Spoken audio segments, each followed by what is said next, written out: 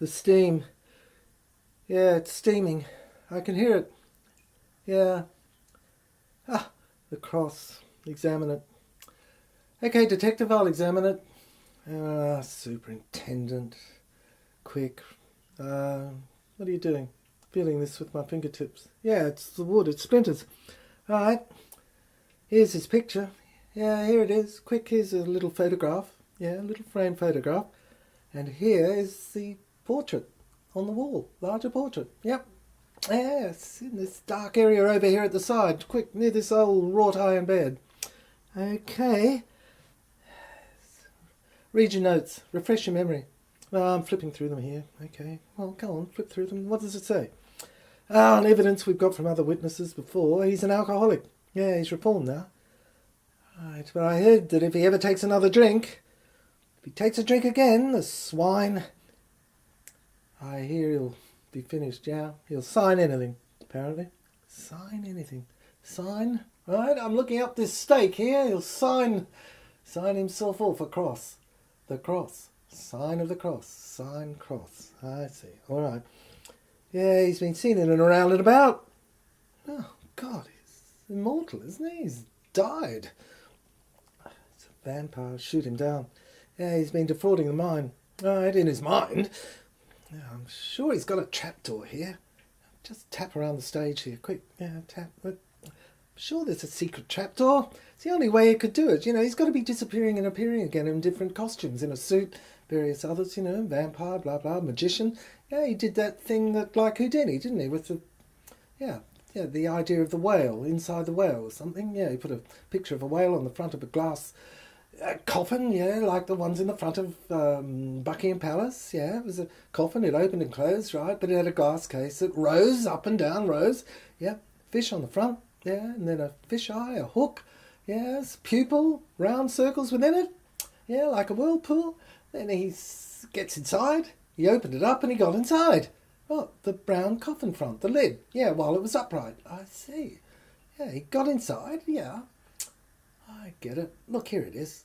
Here it is. Well, here's a miniature version. Yeah, he made a miniature so he could work on it and then divine the large one. Yeah, devise it. Okay. Yeah, he's a scientist, really. He's an actor, magician. Anyway, look, here's how it works. Here's the miniature. I'm rising this glass little piece here with my thumb. Yeah, oh God, my imprint's on it. Yeah, okay, well look, here's the large one. Well, remnants of it at least. They're the remains, are they? Yeah, oh, probably. Okay, well look, here, quick.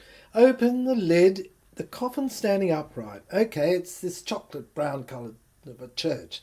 Yeah, furniture in a church. Okay, right. It's like the same size as those ones outside that the guards use at Buckingham Palace. In her evidence, she said. Yeah, okay, right. Okay, here's the scenery painted on either side behind it. Right, wrought iron gates and bars, etc., etc., etc. Halfway up there's cement, yeah, like a horizontal rail of cement, a division, yeah, like an altar, like an archbishop's altar.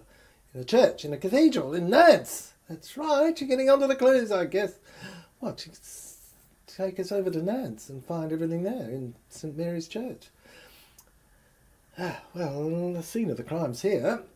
Okay, so we see what you do here. You force either your fingers in this crack here in the middle, in the centre of the scenery that's set up like a wall on the stage of the opera house, right? Curtains are held off at either side, right? Force your fingers in this crack here, this horizontal line that obviously is two stores that slide aside. If you could just use your sensitivity and your fingers to find a lever to open it, you know? Right? It's like seducing a woman. Well, if you can talk her into it, well, you've got to touch around, you know? Sweet talker. Tickle her. Right, okay, well, tickle your fingers around there and they'll see it. Well, bing, they've opened. Spring, it's a spring lock. Yeah, that you've sprung. Right. Now look, here's the lines on either side. Here's the peak at the top. Yeah, right, that's it. Okay, about 6 foot. Right. So, we have it, haven't we? The coffin lid has opened because we've opened the door as it stood upright. It's at the front, right, of this centrepiece where the crack in the front wall was. Right, wrought iron on either side and a drawing of a palace behind and an avenue going up to it. Yeah, to its door. Okay. Now we've opened the sides after... Yeah. Now look, after we opened the lid of the coffin. Right, now look, on either side we found drawings. Look, here's drawings, sort of faint drawings, like pencil lines, print. Right, yeah, and they're concave, and they're like, yeah, lips. Right. Now, above in the centre is this clitoris part, this that was mentioned in the doctor's medical map. Right. Well, have you found it? Well, we haven't come up to it yet. I've got it. I flicked through it and saw this drawing in this diagram. Right. This speck, this spot. Right. Press it and see what happens. It moves. It sort of shapeshifts like a spring is moving. Okay, now stop it. Right. Right.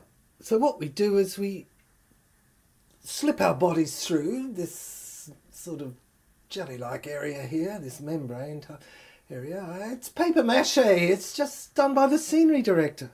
Yeah. Ask the decorators. Okay. Of the scenery. Get some specialists from the opera house. The opera. Okay. And then we squeeze through. Right. Now, look. We're inside. Okay. Lights up. Chandelier. Right. Lawns. Looks like Versailles, doesn't it? Yeah. Okay. There's a path up. Centre. Right, we're in another area, another space. Yeah, it's like another time. So we walk up here, we go up here.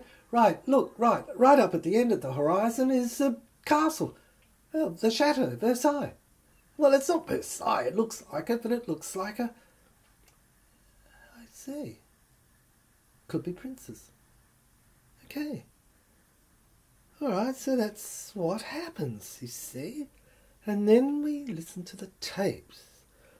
Tapes, these old tapes that were written in 1969, I think it was. Here, flick it on. Yeah, we hear Geoffrey. Yeah, the victim, Geoffrey Pringle. What's he saying? You'll have to get him to change the trust. Get him to switch it over. Leave it to us. Tahiti.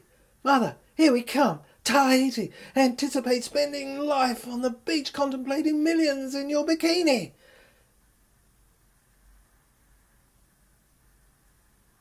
I held her. Oh, listen to this. The steam's rising, detective. There, stop it. Stop the switch. Click. Do you get it there? So he's starting to make a confession. He's making a commentary on what he says. Yes. Click it on again. Click. Little Davina. Are you ready? A commentary. He goes up to kiss her. She's the initiate in a nun's habit. She momentarily responds, pours a drink, gives it to me. No, she says. I suddenly realise she's Davina. Yeah, my sister. I can't do it, she says. She looks away and puts the drink down. I can't do the trust, she says. I can't change it. She looks French. She looks offended, mightily offended. I could believe I'd locked her up in a Numere mental asylum in New Caledonia. I wanted a child, she said. Yeah, went to Tahiti but ended up in here. Of course I remember now. Yes. Yeah. The yacht. We sailed on the yacht. From here. From Queensland, from Brisbane. She's looking at me stonily. She's a statue. By God, I'm standing before a statue of St. Mary, praying. Praying. Mantras. Not even for me, I said. Looked up into the face of the plaster cast, the statue, the sculpture, praying. Davina, I said. accident. She was my image. She was your image, I heard the voices say. And why? All I knew was that thereafter I took her down the secret door, the trapdoor, the stage that followed us down the old staircase that wound down below, beneath, to the corridor, the cell, the cave. Candles burnt and the old ancient tree's roots were all around. It was here, they were crab-like, here that we played the rhythm of the Holy Grail. We played the rhythm of the Holy Grail that led to the DNA.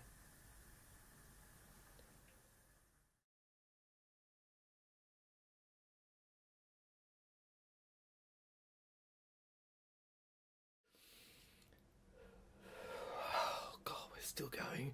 I can hear the pipes in here. Yeah. Keep following me. Oh God, it's the air down here. It's pretty stifling. I saw the DNA, the pirate, the fire, the mirror, sticks of furniture as I looked through the prism of the tumour. Viewfinder paralysed, the stem cell of her brain. Yes, I'd taken it out, removed it from the back. Chromosomes in the stem cell were blocked for sound. Barrier prevented thoughts being projected into the room. The screen, oh yes, of course, I'd blocked her. She was blind, deaf and dumb. Yes, I could have her. I watched in shock. What had I done? Electrons shattered. I couldn't remember. I'd had blackout, amnesia. The building had blacked out. I remember the beams had fallen and crushed me. Yes, I was done. Earthquake-like. That's how I'd seen it. 12 midnight, 12:08 it was. Of course, back then, the electrons shattered the room. Thought forms diverted.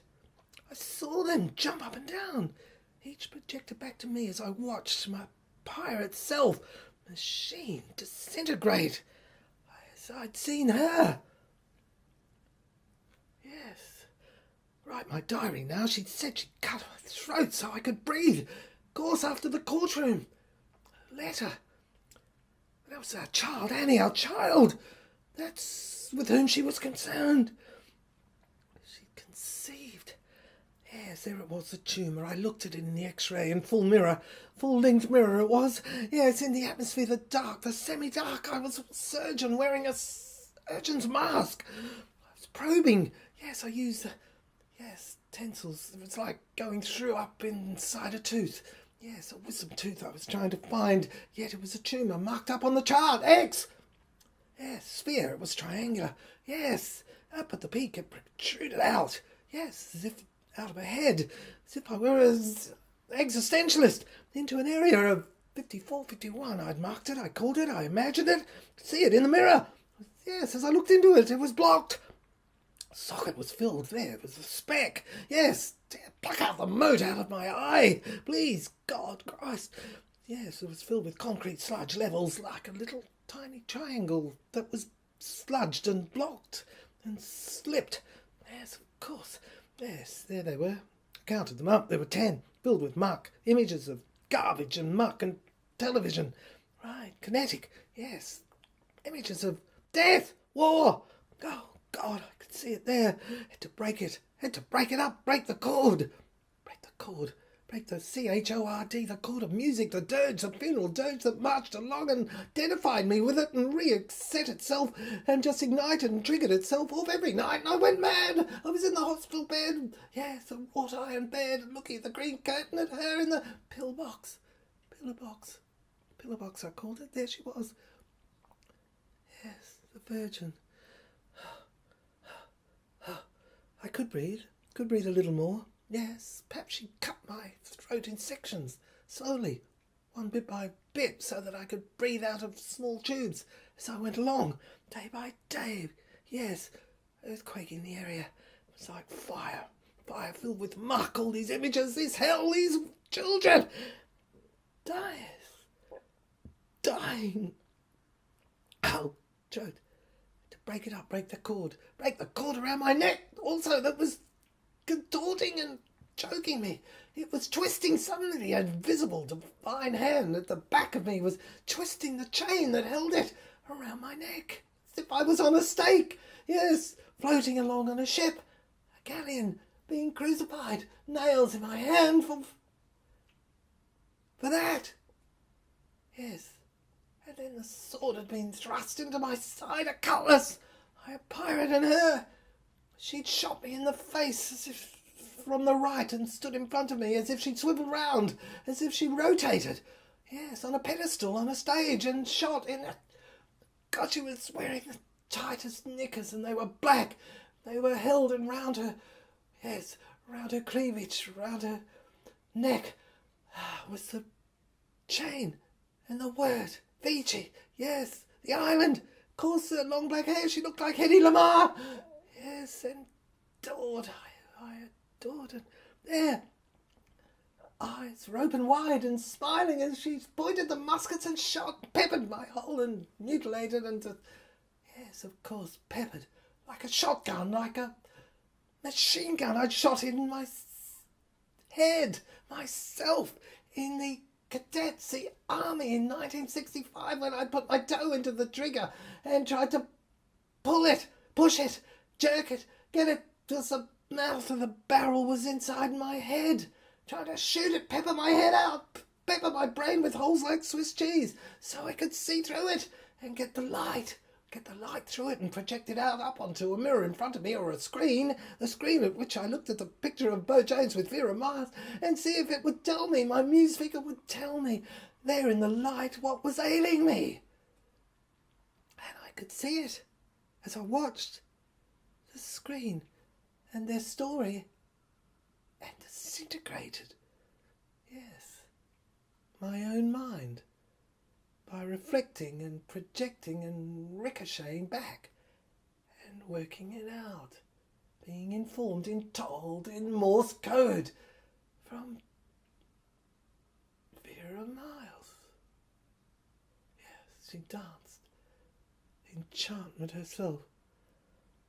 Yes, the pirate had shot me on the mast, on the aircraft carrier that was rescuing me in this century that I'd revolved through 1,000 million years. It seemed that she'd put on the curse since the first. Yes, when I disguised her as Jesus.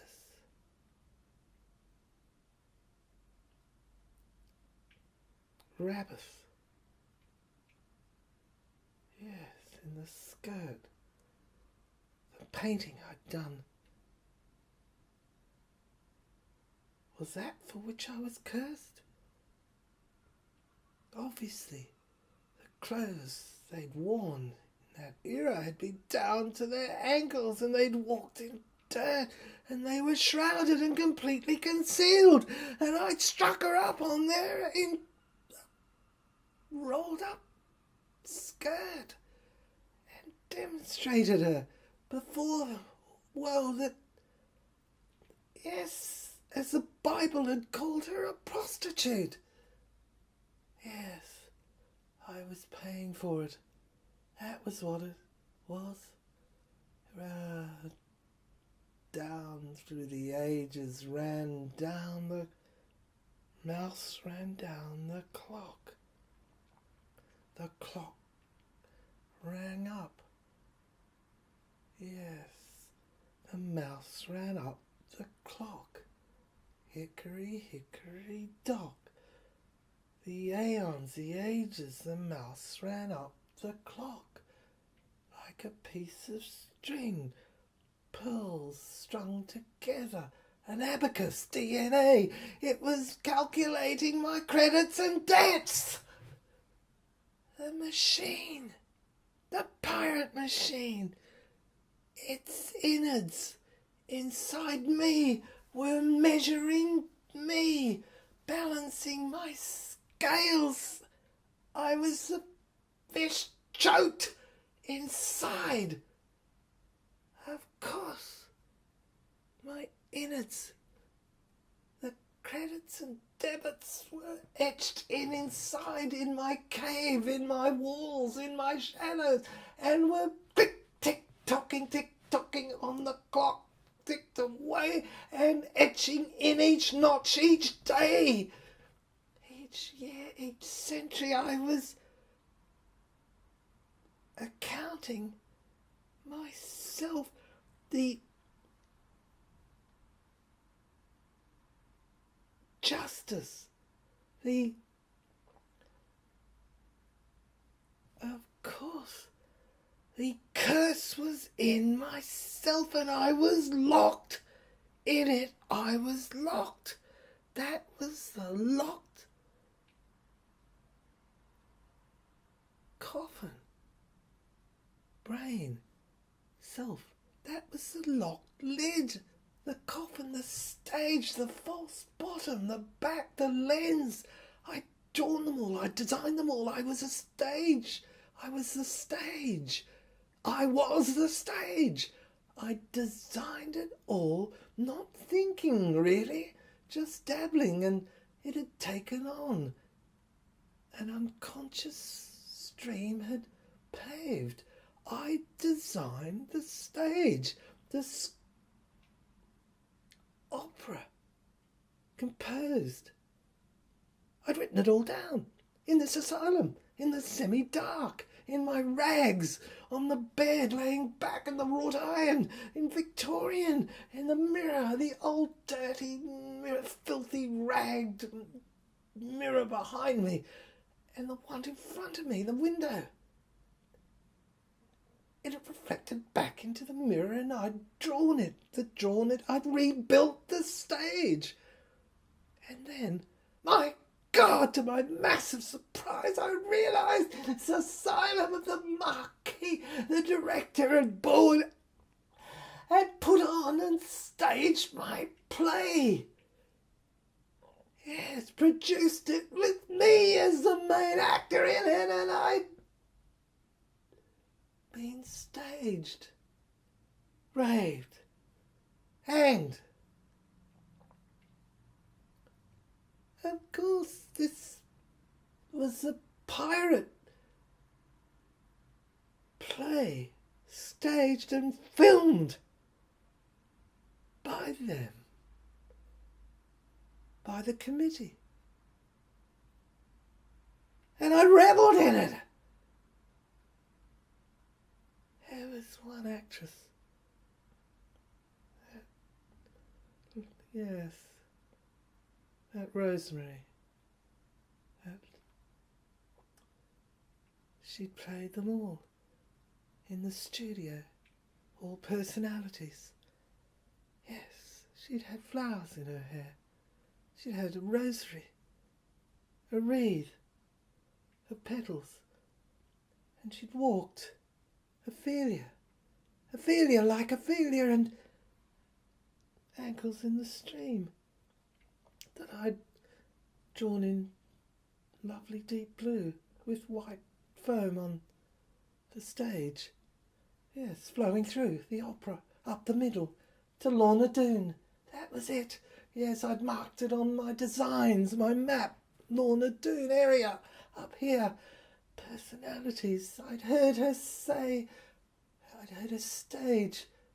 Personalities, she played Nora, Eleanor, Danielle, Suzanne. She has no end. Yes. Nurse. Aye, yes, she'd... Of course she'd... Liz Fraser. Yes. There. She was in. And she was there. And... Right. There, I've said it again. I've said it over and over, she said. This little angelic angel. Yes, my girl, she was so lovely. She was... I touched her. She died on the stage. She'd suffocated. I tried to resuscitate her, resurrect her. My voice was breaking up again. A curse was starting to uncement. She was lifeless, but of course I could see that God, I was thunderstruck. She was lifeless. She was a rag doll. There was a ventriloquist in the wings, in the left wings, and he was operating an alternator in the palm of his hand, and it was a cord that reached out and went to her. I hadn't seen it. It had been painted silver and invisible on the screen of the background of the scenery that had been painted, that I'd drawn and designed, and there she was on the end of a rope, and he was alternating it. She was a puppet. I got in the back. There was just a doll that just writhed, that fell like china and broken inside, and it just all that I found was a diaphragm. Yes, and it scrambled and just said, "Mama, Mama." God, it's just a little doll. I crouched her on the stage. Yes, in the semi-darkness, the border's perimeter, the studio, where I'd heard everything. This sound studio, I knew it was just a complete studio of sound in this theatre of Skull Cathedral, sent me mad. Yes, and I heard the words tormented, and I stopped. It had taken me so long to make the connection. There, I looked to left stage. Man in the hat. He was gone. He'd held the alternator up in his hand, and he was obviously using it as a transistor and X-ray. Yes, radiation. And it was a beam, yes, like sharks use in their brain, and lock on a fix, and a map, and coordinates, and zero in, and play, yes. Pray. Now I had a sudden feeling that man in the hat who was gone was God. Yes, he'd been sending her prayers, answering them.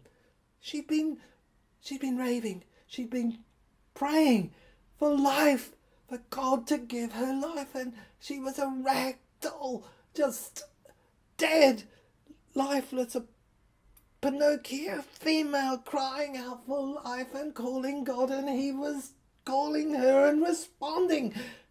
It's a shadow, and now he was gone. Yes. Victoria waved her hand, beckoned Richard to me. I saw them, the actors now. They were on stage in the House of the Mirrors. There were the mirrors, they were all divided. There were 12. Yep, they were all straight across the stage. Yes, I mentioned Rita Hayworth earlier. I was in love with her, of course, but she was with Orson Welles. Well, if you can get an idea of, if you don't mind if I just plagiarise a little, and it was the House of Mirrors that he used in The Lady from Shanghai with Rita. Right, but I looked back and just saw all myselves in it. Yeah, all in that sort of rocket-like peaked, sentry box outside Buckingham Palace that is used, but it looked like each self was like a Tin Man rocket, tiny rocket man. Yes, and there was a woman. Right, they were actors and actresses, and they waved in my play. Yes, and there were my God, I see. Now on the stage, right in the middle there were Madeleine's knickers. Right, they were Madeleine. Another name, Magdalene, Mary, Virginia, Virgin. That was it, the nun. They were nuns' knickers, black knickers of the church. Church of the Order of Magdalene. Of course, and there was the cloak. Yes, the dark blue cloak and the habit. Yes, the nun. Of course, she'd come back. The ragged doll, the Virginia, the lifeless rosary girl, the Ophelia, my love, my little girl in the stream, she'd risen again. Grown up. In the portrait, I saw her. Around me. Yes. She was Jenny. And the water evaporated again. Hospital room in my darkness.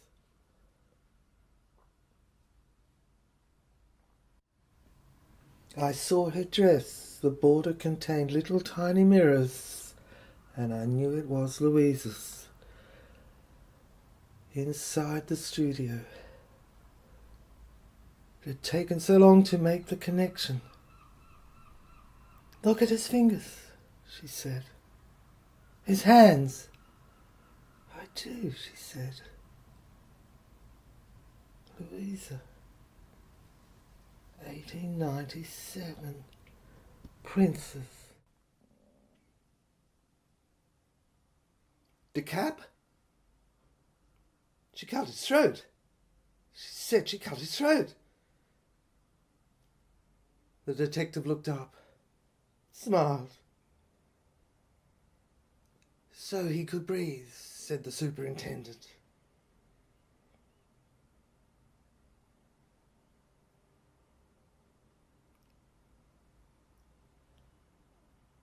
She's on trial for murder. She's found not guilty. Recount the facts. That's what I did on this morning. I felt like a kamikaze pilot flying my way blind through squalls and birds smashing into the terrain of the windscreen, and on the other side, just in the black thunder and squall, a brick wall I'd crash into. Suicide. All I had was my intuition. So I looked at the evidence, at the murder scene, recounted to the detective. She's on trial, okay? We've got that much. Okay, it says, it recounts here in this diary, this book, and I'm just recounting it for thee. You see? Ye idiot! Detective? Listen, look at me! I'm trying to crack this case. Listen, you fool! Right. She's on trial. She's been on trial for murder. She's found not guilty. Insanity. Because Suzanne? Yes, detective?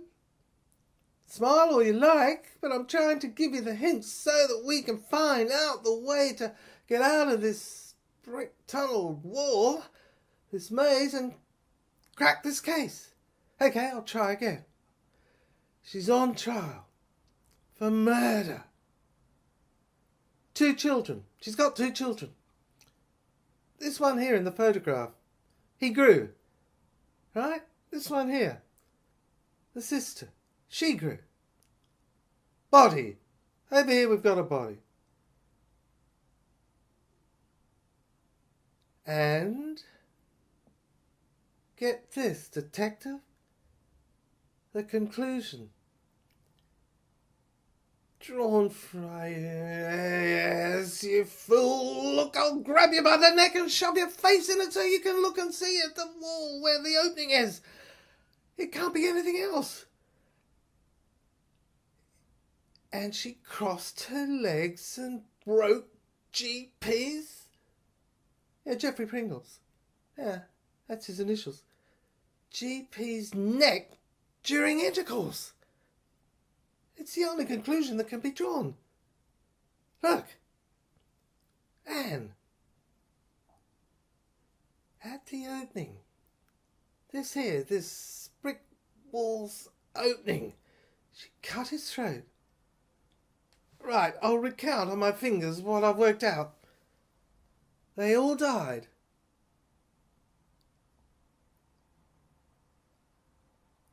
Murder?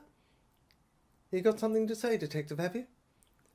Well, I was just going to say that... So he was on his knees. I can tell by the imprints here. The plaster has fallen out of the ceiling and there's an imprint here and 2 white bits. Yes. So he was on his knees, all fours in front of her. Crouched, trying to escape. Oh, yes. His lips either in front of her or around the other way, back to front. Right. Superintendent? She's Medea. A Greek. Yes, that's it. My intuition's going again and telling me in my stomach. Suzanne. There was a moment.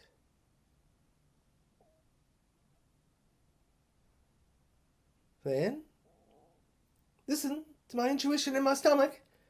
She suffocated him? Water crossed? I'm going to have to pace up and down here and work it out and cross off each item on my fingers as I relate them and recite them out. water-crossed wire. We've got evidence of wire. You're listening, detective? The opening? Decapitated? The child reference? His mother? Him? Right. Look at it. All the portraits. That's a reference. All the portraits, if ever I heard one. Yes, a family. Yes, well, where did you find them? Well, I pulled this string here, on the right. Yeah. Well, left stage, if you're looking at it from front on, from the audience, and right if you've got your back to... Well, that's what he must have done. He had his back to the stage, back to her, back to this lens, this opening. You see there's a huge paint mark.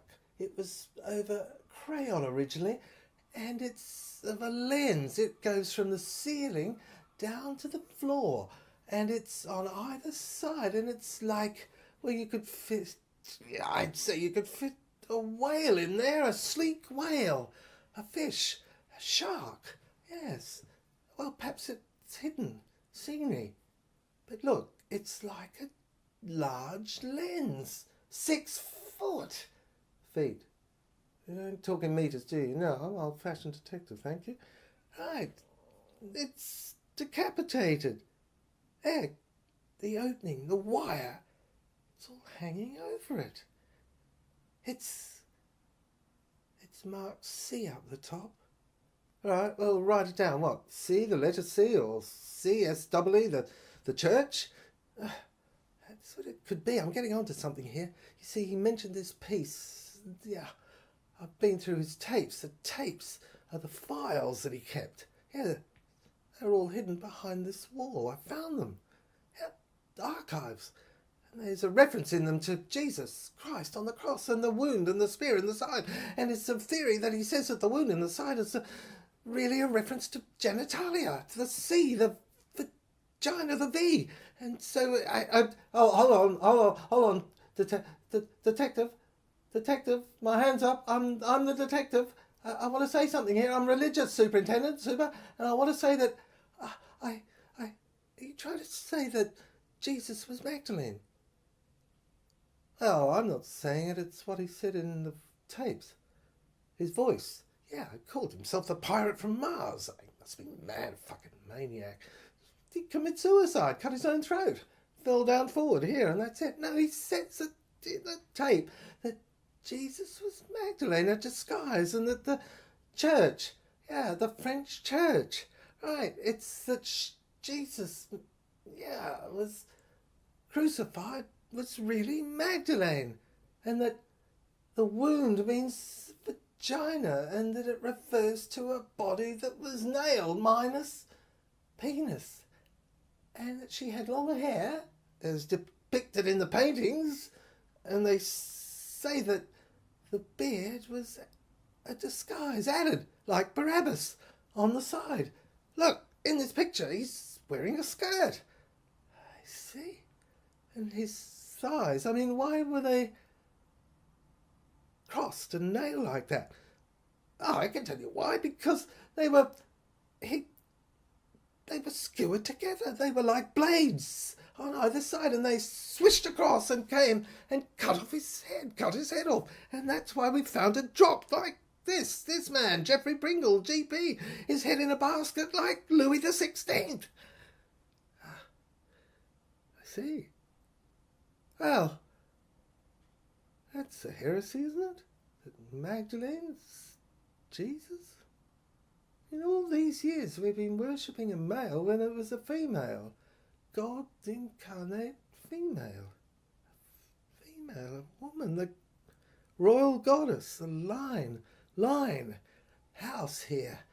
I see, this large V here, these lines, yeah, the technicians from the lab, they've measured them up. They've measured either side. They're concave, like sort of curves and lines. Yeah, structures built in, and they go back, and on either side, like a cylindrical tube, there's etching, there's inner lines, just a few, 1, 2, 3, 4, like they were ditches on either side of a cave, a membrane.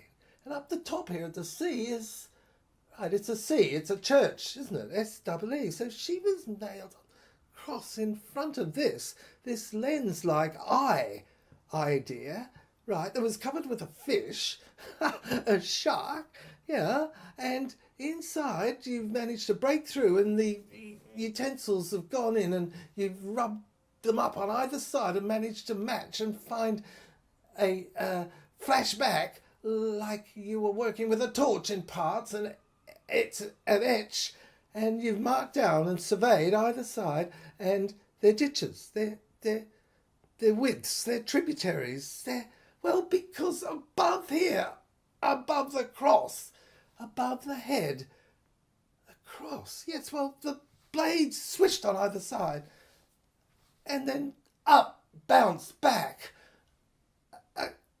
a lever, like a cross, and left this figurine. Yeah, struck, murdered, and above it is a twirling circle. And the word clitoris. Clitoris! All hell broke loose that day. The lab technicians, everybody on the murder site, the crime scene just absolutely shattered and dashed away when they heard these words. Raced out the exits. I could hear the piano play. It was the Black Keys. They were playing quickly.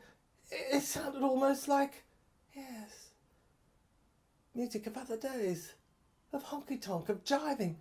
And I saw, suddenly around, there were women in bathing costumes and they were dancing, chorus girls all around. Of course, my imagination, the curtains of the large Theatre Royal, it was showing them hanging on either side. It had come into play, and this dancing cross before me with this woman on it who was crucified in a bathing costume seemed to dance and her legs flay.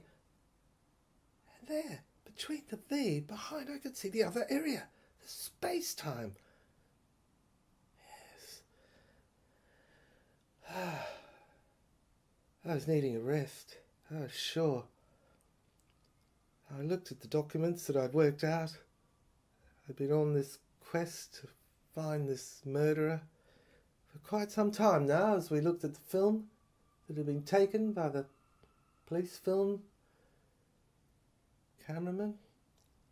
There's the writing before it and the voice-over with it that accompanied it, and it said, I listened to it because it was mine, and it came out, and it was the detectives as well, and it went on from where we'd left off. Praying mantis. What? Like a praying mantis. Decapitated. Like a praying mantis. The voice seemed to change, seemed to become younger, soprano-like a little. Yes, I thought somebody was making a confession.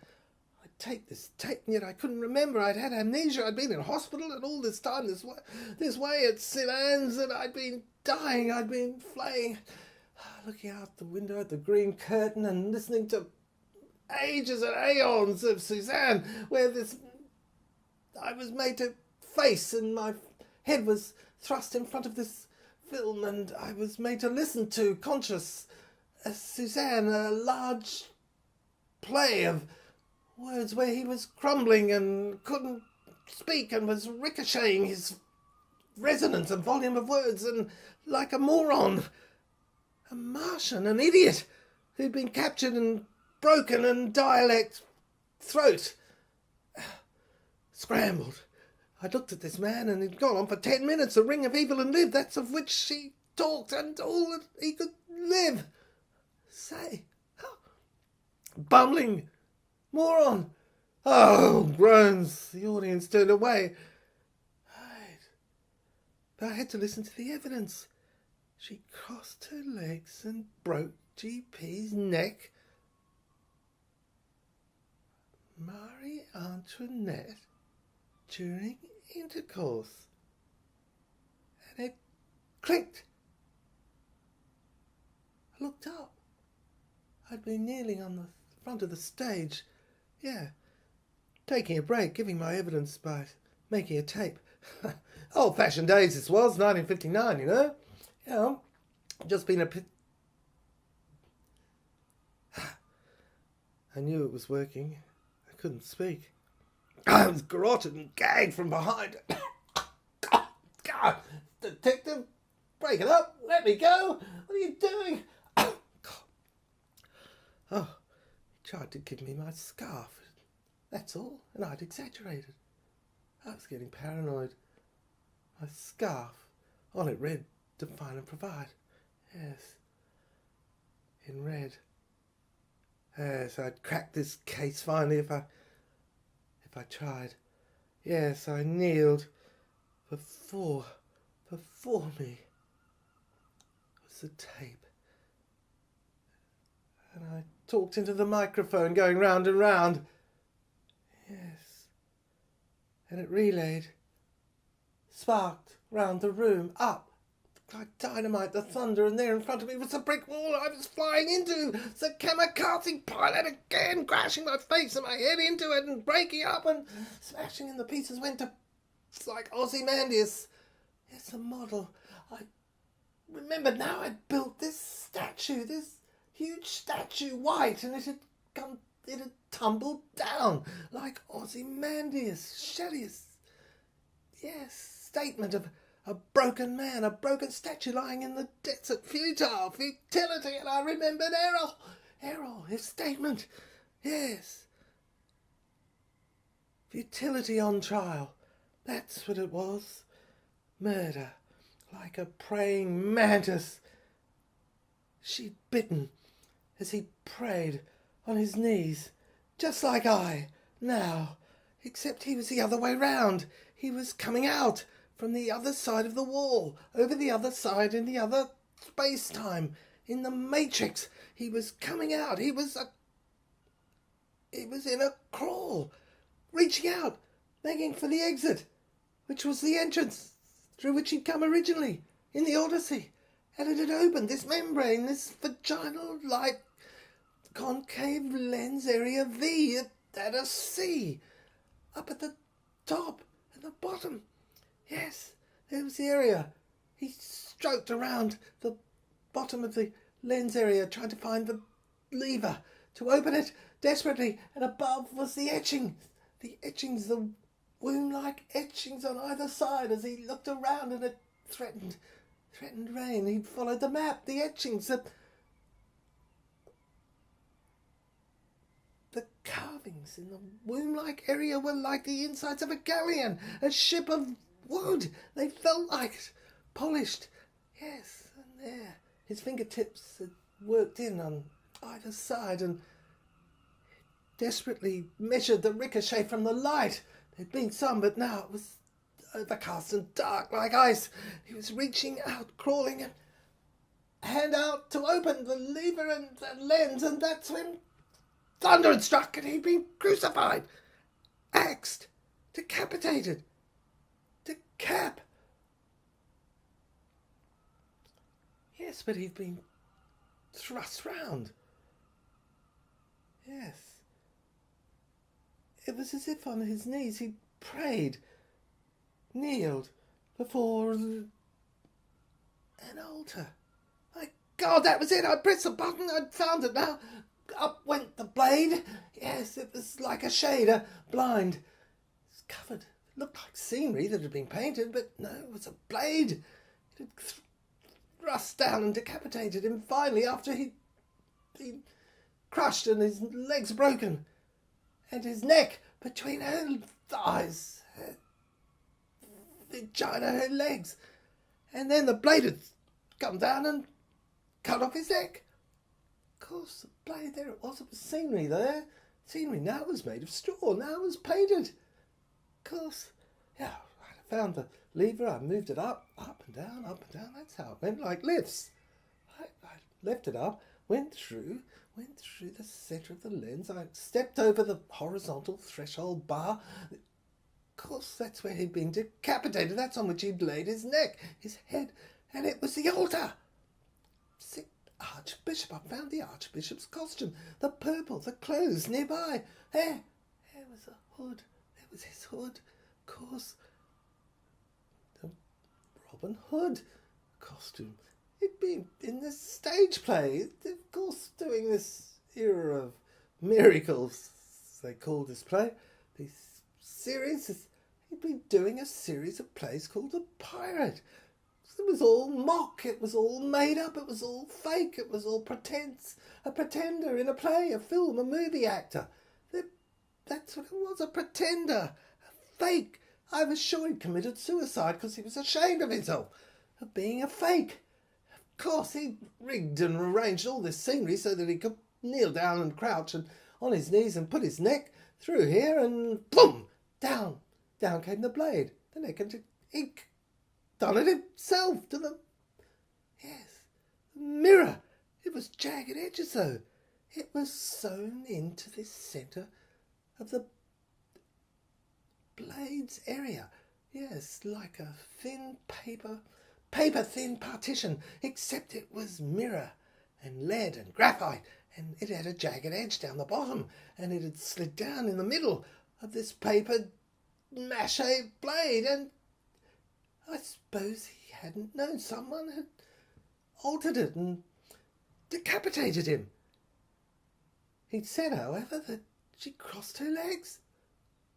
Well, he'd written this story before he killed himself. He'd done it, he'd gone into a time area, a space-time, and seen what would happen and predicted it and wrote it down, and then it happened. Except he tried to go through it to get rid of the problem because his death had been predicted by the doctor. 80-20. Yes, of course, now he remembered that day when he'd attended and she'd said there's an 80-20 chance you'll be dead in the next 10 years.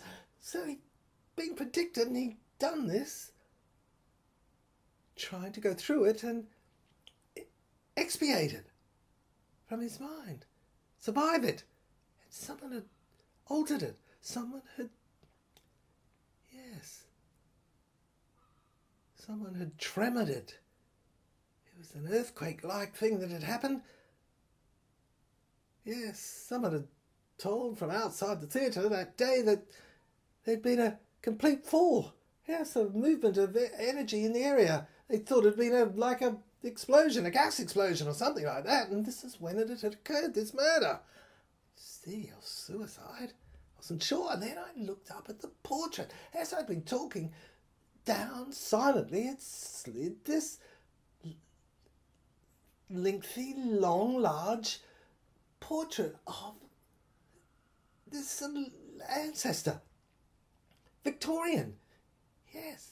I looked at him. It covered everything now. It covered the lens area, covered the crucifix, covered the Magdalene, covered the V area.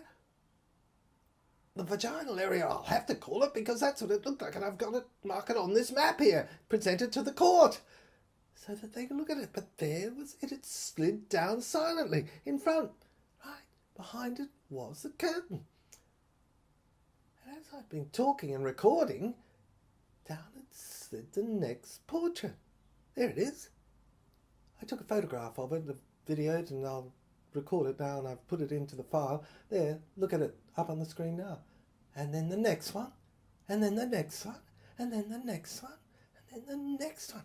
Then the gloves, then the evidence, then the black miniature, yes. The black panties, that's what it referred to.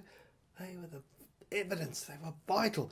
And this mask of course, face. And the tape and the shark. And the designs and the map. They'd all come out. The drawings of a child. The Titanic. Right. And then a statement. Evidence went on. Crouched. Trying to escape. See. And then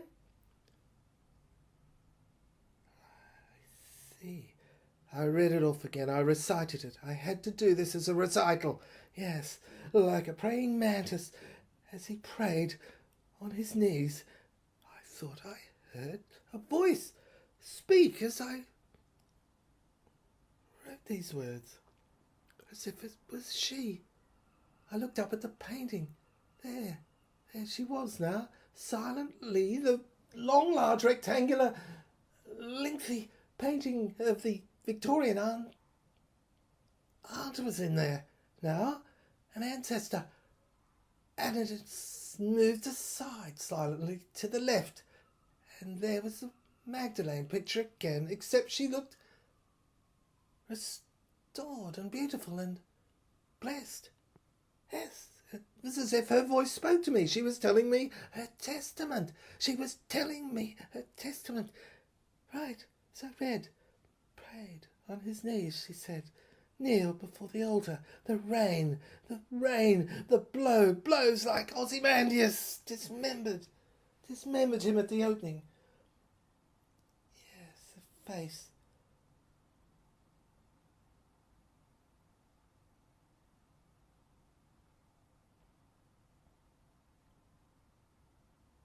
Pretty maids all in a row. I determined to get to the bottom of this at the entrance, the opening, in the next episode.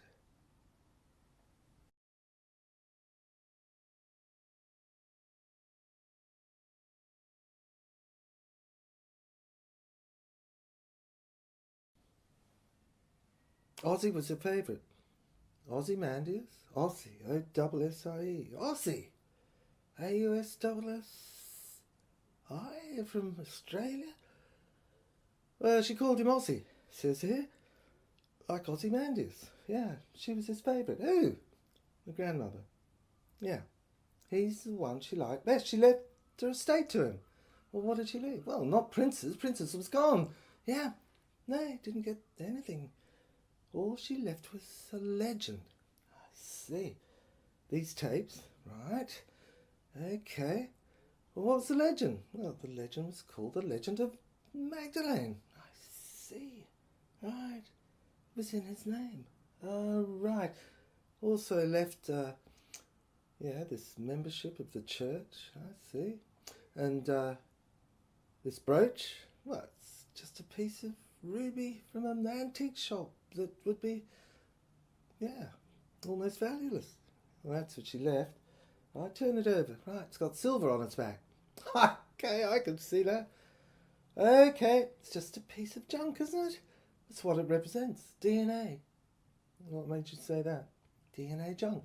That's where Annie's DNA is. It's in there. They excluded the junk. They kicked it out. Yeah, the admin bit. The administration people. Yes, they did. Really? Yeah, they didn't use the junk and they used obsolete instruments, obsolete machines to go up. I see. To look at the DNA, to measure it. I see. Yeah, I used obsolete machines. They were just old rusty junk, really. Went up, yeah. Measured her DNA, took photographs, matched it, got the result, Said she wasn't Annie.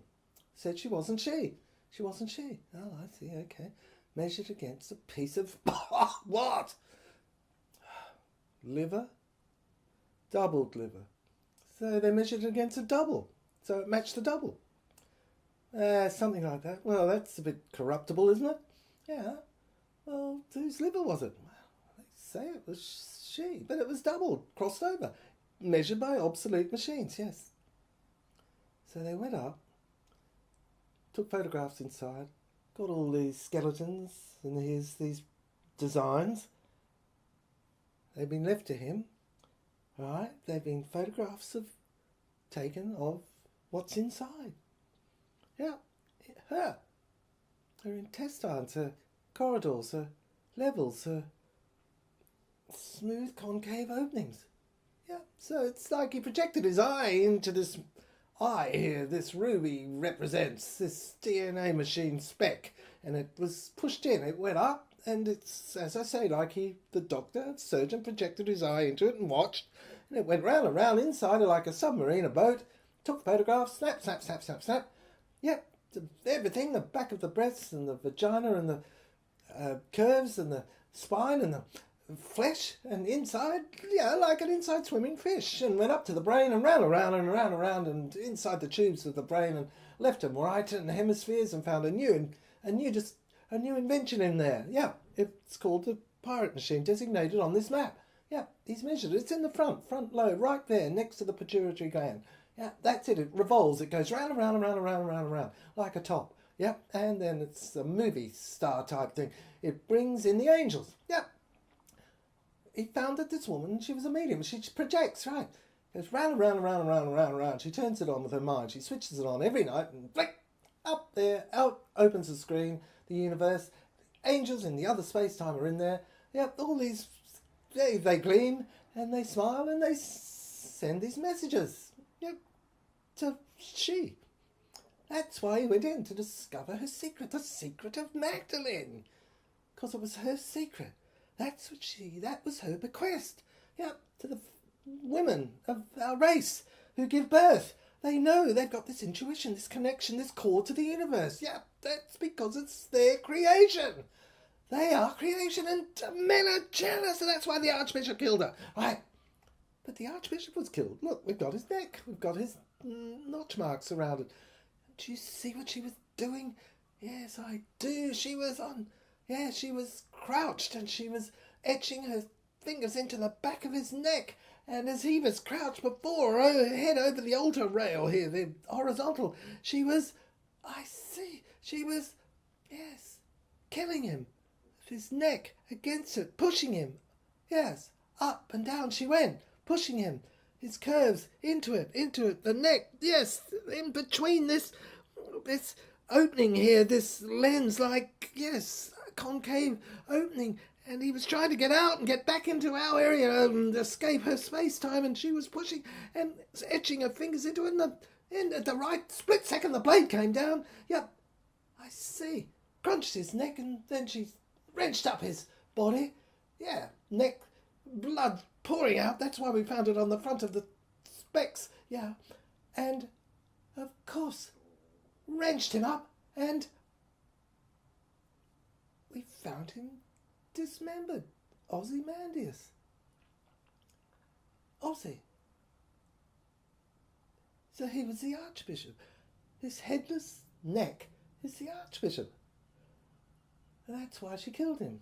Because of the portraits. Look, you can see they're Joan, Marie Antoinette photographs.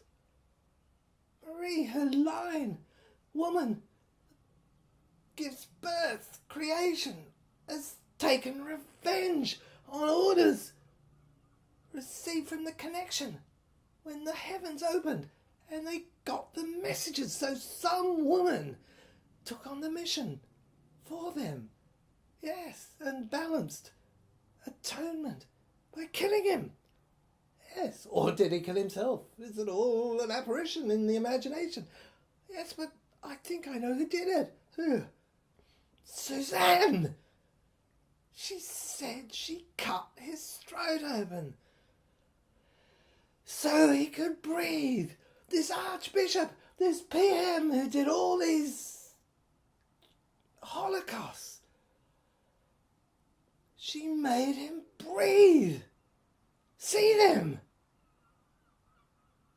It's his atonement. What he'd done.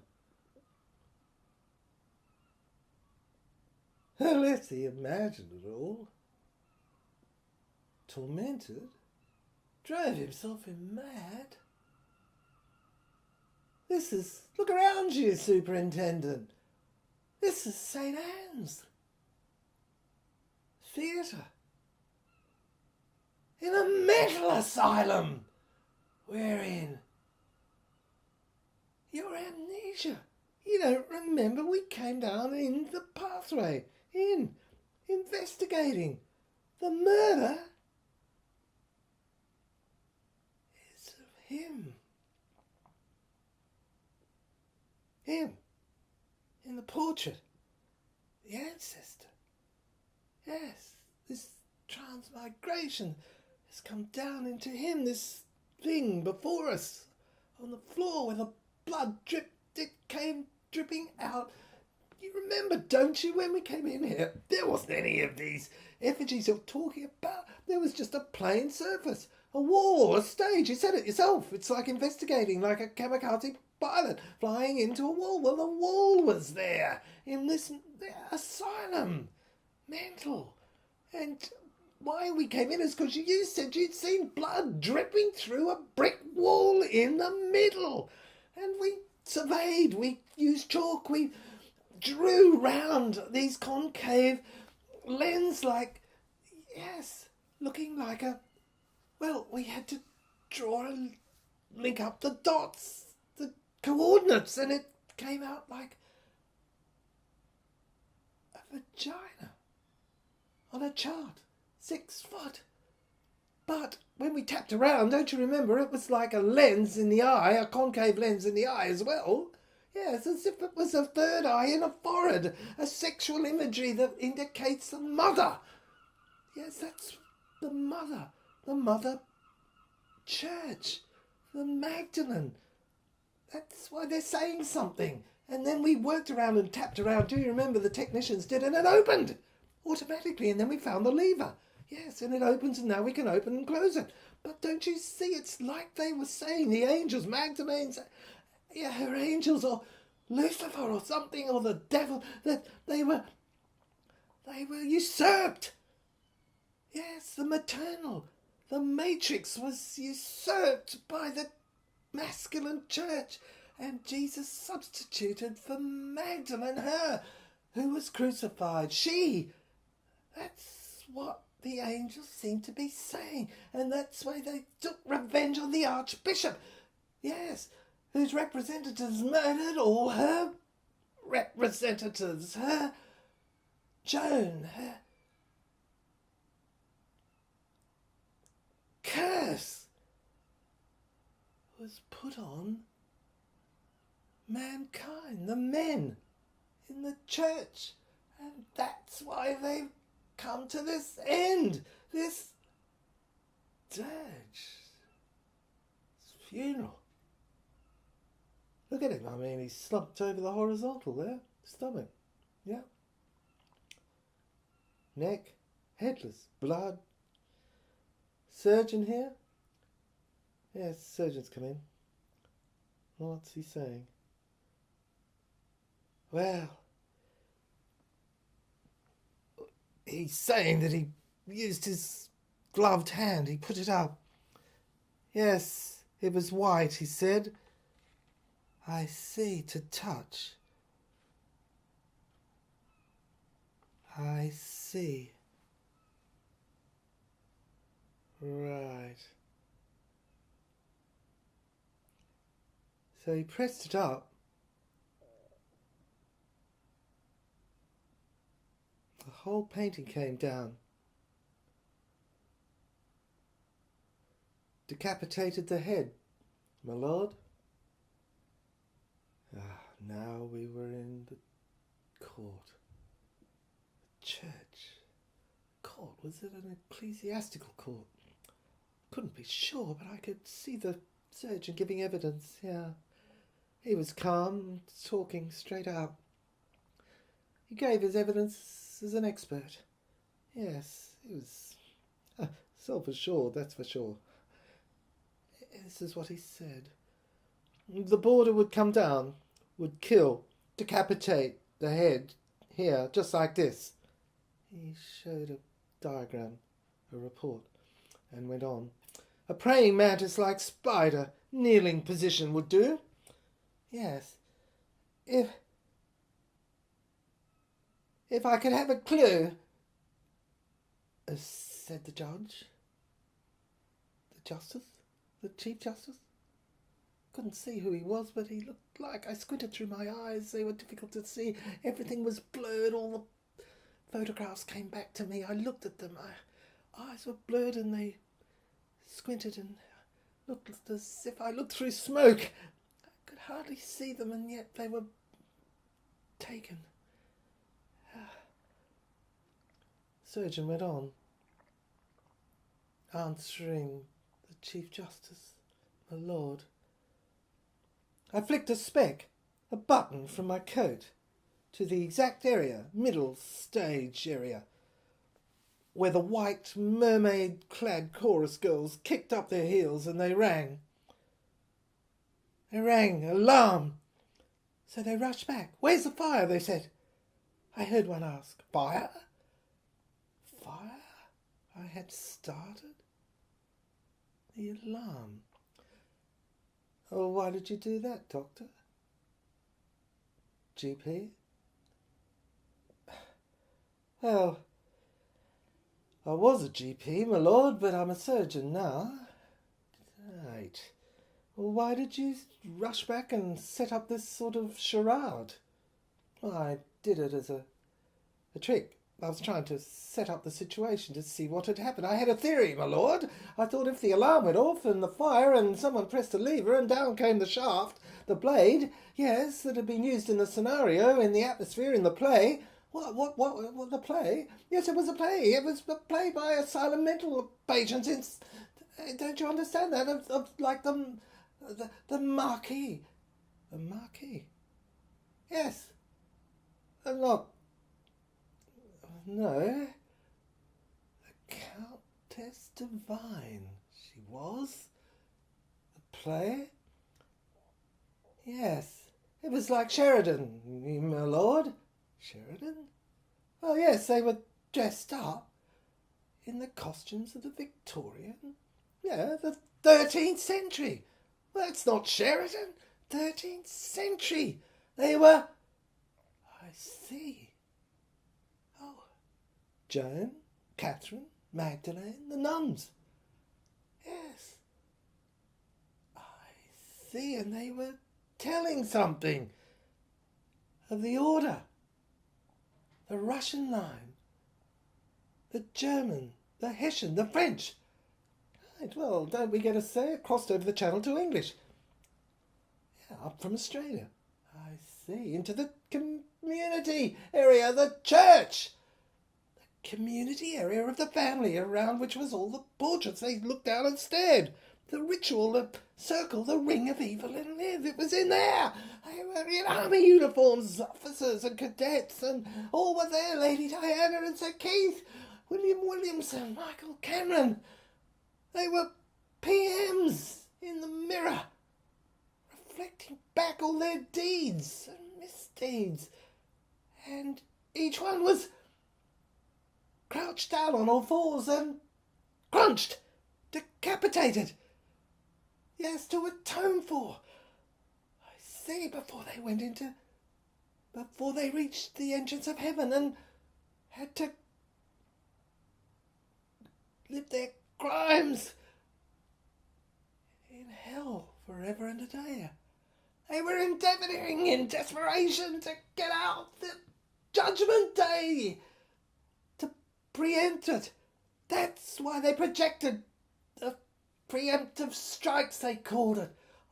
Yes, in other days, it was a projection of an inner turmoil, the things they'd done in this space-time and others in other days, ancestral days, and they were trying to expiate it, get it out by killing themselves in a self-decapitation, a ritual that crunched it out and decapitated their head that was a contaminated vermin.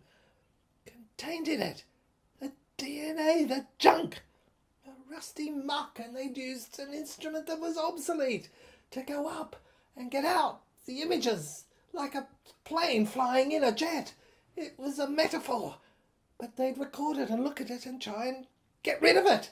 Get it out of their stomach, expiate it, spew it, vomit it, leave it behind, so that when they went to the gates of heaven, the pearly gates, they'd be pure and God would let them in.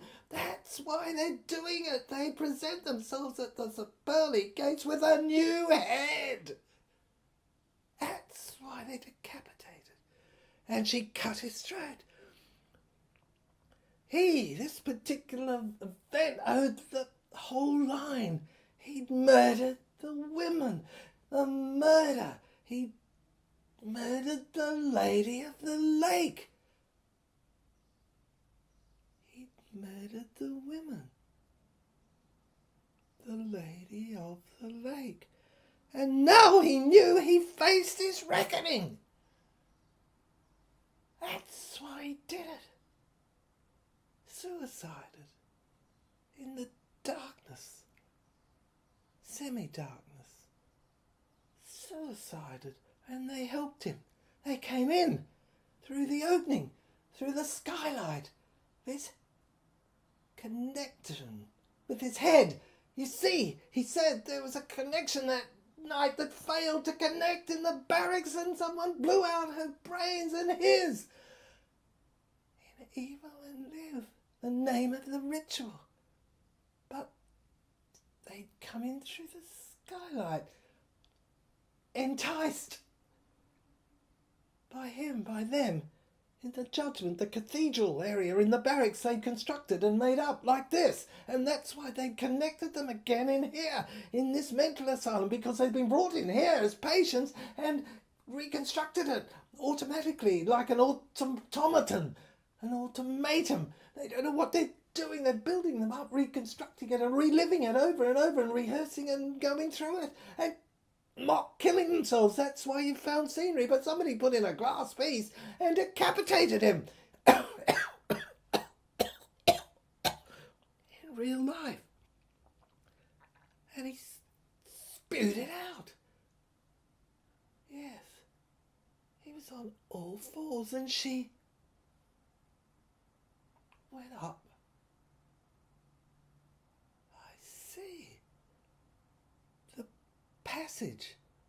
So she was handling the enema, the pirate machine, and she up, photographed inside him. Right, she was the nurse. He was in a hospital.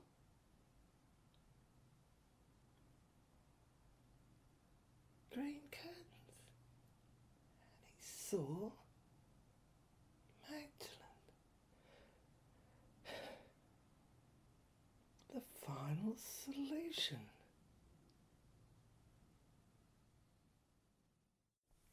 So what you're saying is it's Victoria's well. Yeah, Chalice well, Victoria de Winter. Right, it's a plug, you see. He turns it round, this area. Yeah, it's designated on the front of the theatre. Yeah, the curtains go aside and there it is against the wall. Right, I see.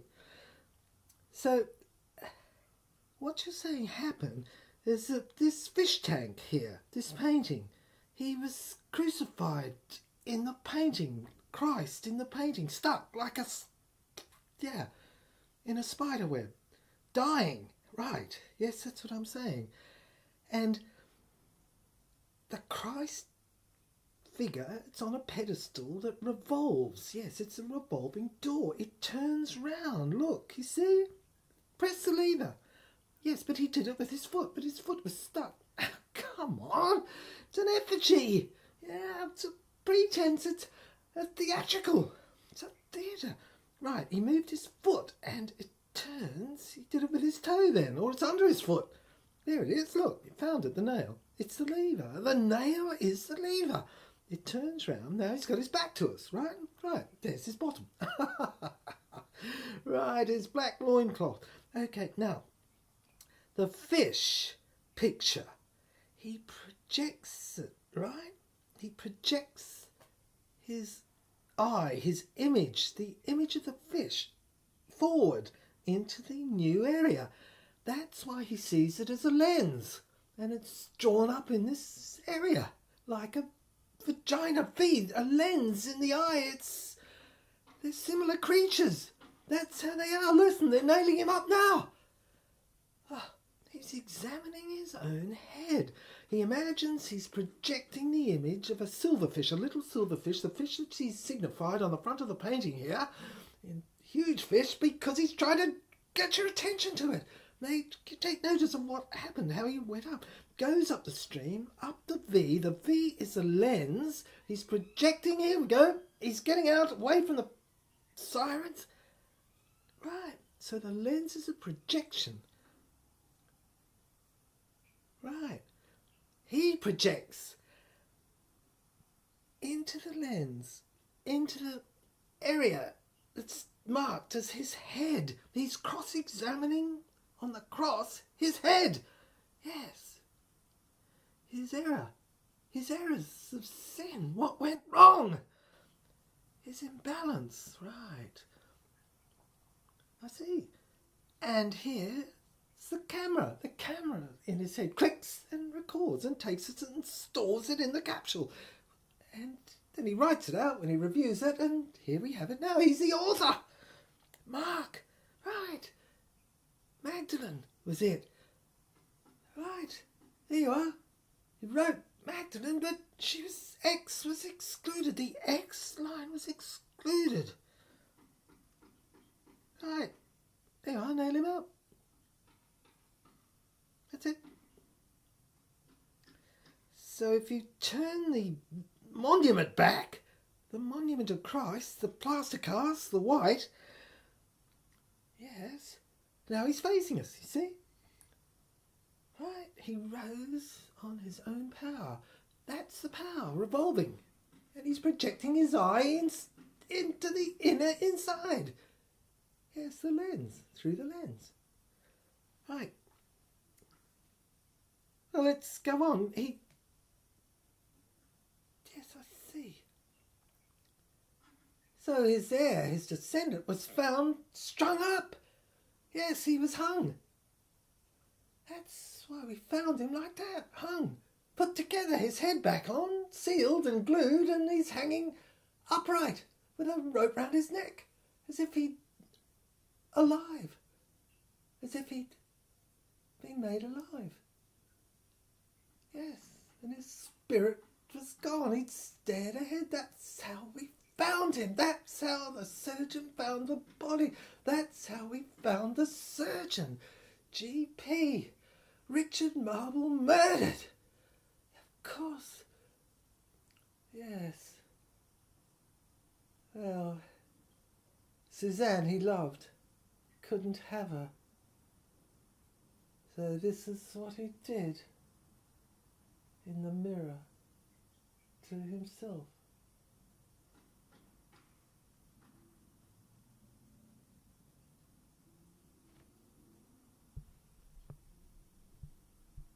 Then the Archbishop loved Magdalene. Lusted after her, couldn't have her like Rohan. Yes, and Joan. The clothes. Yes.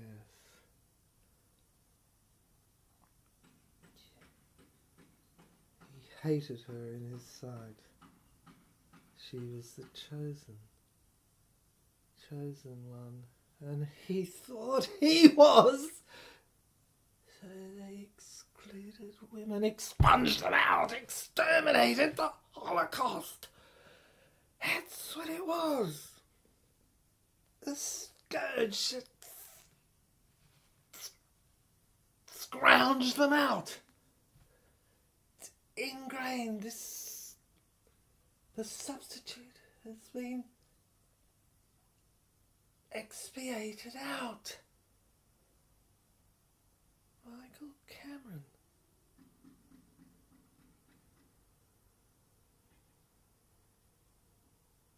The false name on the front of the coffin. Mary Cameron oozed out. The X.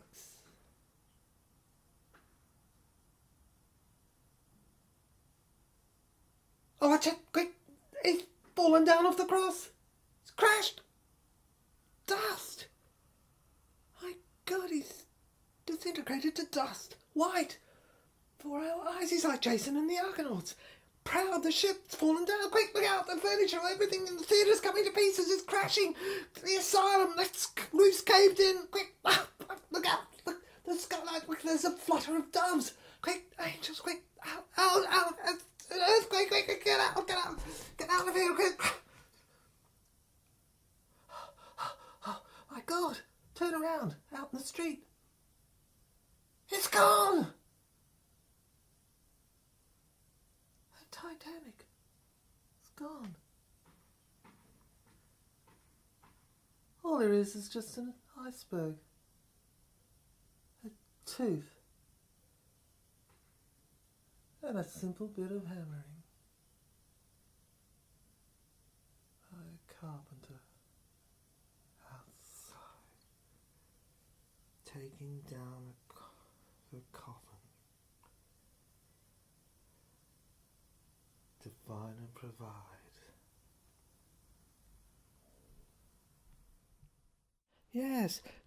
Yes, she cut off the water. The baby, the child, suffocated, choked. Yes, when she crossed her legs, her thighs. Look, up the blind. So he was choked from inside. His rebirth was suffocated and choked and throttled at the neck, and he choked the baby in him. The child was choked. He was choked from inside, and the adult died. Yes, that's how he died. That solves the crime. That's why priests wear black. The black. Defrocked. Freud's castrate. The meaning. Yes, the meaning of it. Right. She crossed her legs. She's the queen bee. The men, all of us. The armies. We are the armies. Do her bidding. Democracy. She doesn't have to do everything at all. Anything. It's just done for her. The Tsar's absolutism, he had to do work. He had to do things.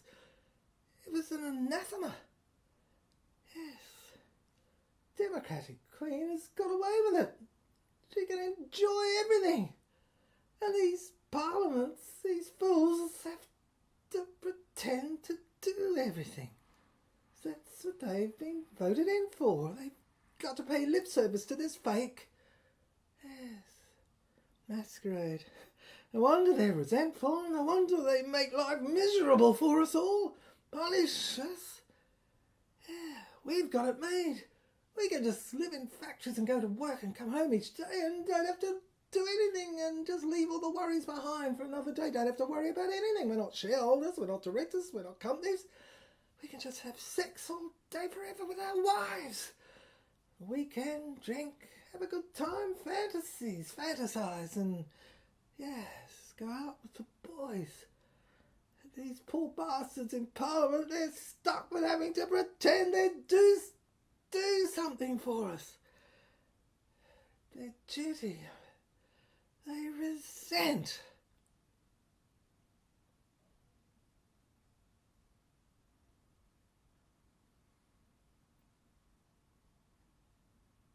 They're castrated, paralysed. That's why I went in the goldfish tank. The legend of Magdalene was the spirit was behind the Christ.